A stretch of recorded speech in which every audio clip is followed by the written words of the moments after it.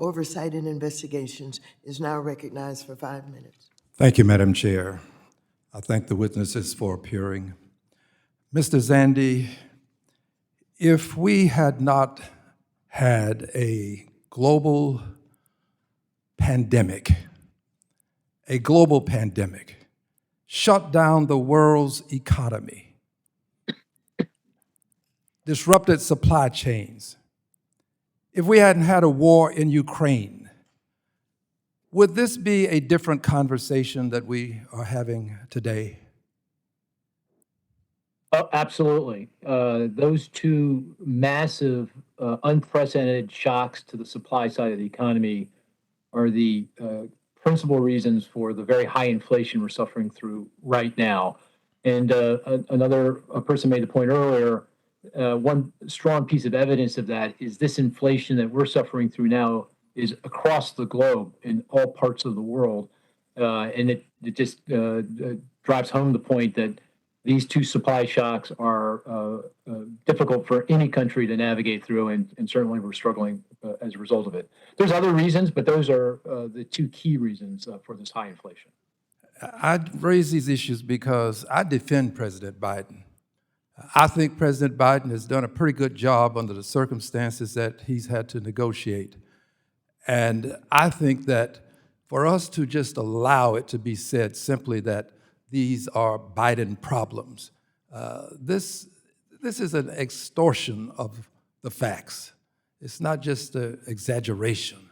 It's unbelievable that we would try to pin all of this on a president who has been able to manage our situation such that we're better off than most of the economies in the world. Is this a true statement, Mr. Zandi? Are we better off than most of the economies in the world? Yeah, our economy is performing exceptionally well compared to the rest of the world. You can see that in the strong value of the US dollar against all currencies. It is very, very high by historical standards, and that's because the US economy is performing much, much better than other places in the world. So yeah, I think that is very, very much the case. Let me add this as well. There's talk about not having hearings on inflation. Well, Democrats have acted. We've not just had hearings, we've acted on this inflation. We've reduced the cost of pharmaceuticals for seniors. Inflation is all about paying for things at a high price. We've brought those prices down. We've reduced the cost of health care for seniors. I happen to care about seniors. Some people seem to think that if you only help seniors, you're not helping the economy. Seniors are a large part of the economy, and they need help too. We've also engaged in the passage of legislation to boost the manufacturing of semiconductors. This is a real problem for us, having semiconductors made abroad, and we can bring down the cost of cars by dealing with the cost of semiconductors. So we've done our share, and it's time for my colleagues across the aisle to come up with the solutions and present them so that they too can have the opportunity to be perused closely and scrutinized even closer for what they're doing. Let's talk about people who live in the streets of life. It's my opinion that the greatness of a nation will not be measured by how we treat people who live in the suites of life, but rather how do we treat people who live in the streets of life, people who've had to sleep in their cars. Asking us to imagine what it's like to sleep in a car?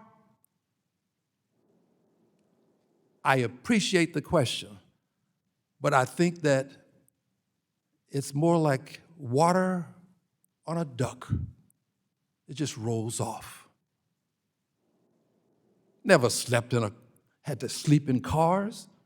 We live in a different world. If people who sleep in cars were making these decisions, you'd get different results. We live in a different world.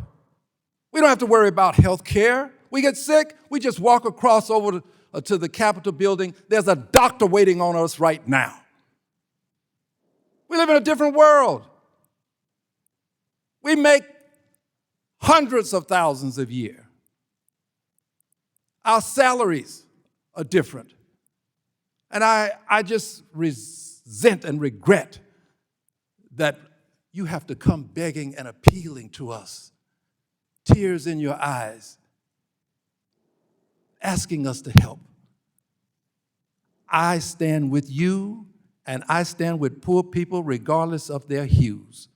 White people need help too. I stand with you, and I yield back the balance of my time. Thank you very much, Mr. Green.